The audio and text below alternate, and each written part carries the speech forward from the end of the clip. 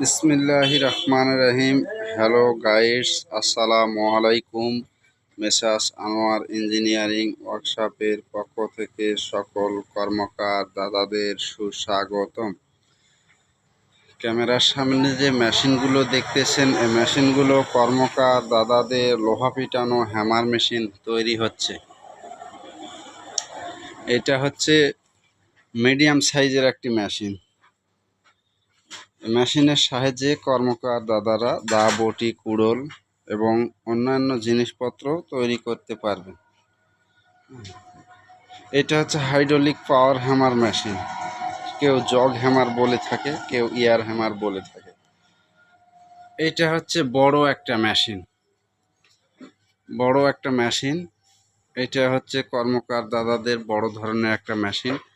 পাশে যেটা দেখলেন এটা হচ্ছে মিডিয়াম মেশিন, এবং এই যে যেটা দেখতেছেন বর্তমানে ক্যামেরার সামনে, এটা হচ্ছে বড় মেশিন।